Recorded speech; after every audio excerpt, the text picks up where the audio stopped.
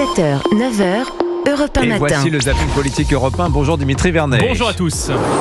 Moi, je pense que dans le week-end, il faut que le gouvernement soit présenté, en tout cas avant Noël. Pour Noël, nous aurons bien sous le sapin un nouveau gouvernement. En tout cas, c'est le souhait de François Bayrou sur France 2. Résultat sûrement de cette réunion à Matignon hier avec les partis OR, RN et LFI. Une réunion concluante pour le Premier ministre. Cet après-midi, Oui. vous avez eu le sentiment d'avancer? Oui, exactement.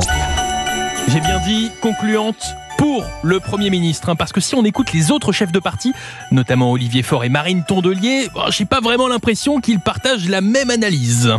En l'état actuel des choses, je le dis avec une forme de désarroi, nous n'avons pas trouvé de raison de ne pas le censurer. Donc on a eu un peu l'impression qu'on se moquait de nous, et il insistait en disant oui, mais je vous ai proposé une méthode, certes, mais sa méthode est à peu près aussi claire qu'une notice Ikea.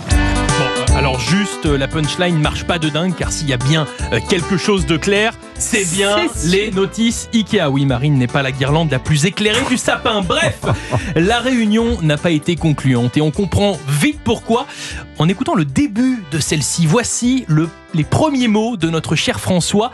Tendez bien l'oreille. Vous pouvez faire semblant de parler. Vous pouvez faire semblant d'exister. Vous pouvez faire semblant d'exister.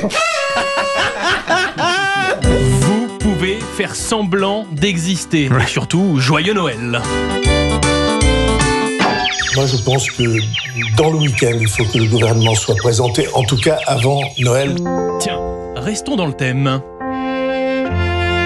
Bonjour à toutes et à tous et bienvenue dans ce nouvel AQC, le dernier de 2024. Voici la députée européenne insoumise Manon Aubry dans une vidéo postée sur ses réseaux sociaux, tournée devant un sapin de Noël. Je précise car c'est important, c'est tourné devant un sapin de Noël. Alors on allait chercher le seul truc qui nous fait un peu penser à Noël dans ce Parlement européen un peu insipide. Là on est à Strasbourg, mais à Bruxelles il y a toute la droite qui a financé des crèches, donc voilà, le concept de laïcité est un petit peu à géométrie variable au niveau européen. Heureusement à Strasbourg on n'en a pas. En tout cas, il y a des cruches, car se plaindre des crèches et dans le même temps faire sa vidéo devant un sapin, quoi qu'il arrive, Manon, c'est pour fêter la naissance de Jésus, tout ça. Voilà, le concept de laïcité est un petit peu à géométrie variable. Enfin, pour terminer, je ne pouvais pas partir sans vous faire un petit cadeau, Anissa, Dimitri, cher auditeur d'Europe 1. Voici ma petite pépite de cette fin d'année. Ces cadeaux, c'est moi qui offre. L'atelier de sensibilisation, formation à la concertation avec les vivants que vous avez proposé aux responsables des BUPA d'arrondissement. Nous sommes au conseil municipal de la ville de Lyon et une élue de l'opposition nous lit un article, cet nouvel atelier créé par la mairie écologiste. Accrochez-vous, c'est lunaire. Cet atelier de sensibilisation permet, je cite, je n'invente rien, de prendre en compte les intérêts des vivants non humains au travers d'un jeu de rôle. Les membres de cette association chargée de la formation interpellent. Le premier membre est Boulot pleureur. C'est pas possible!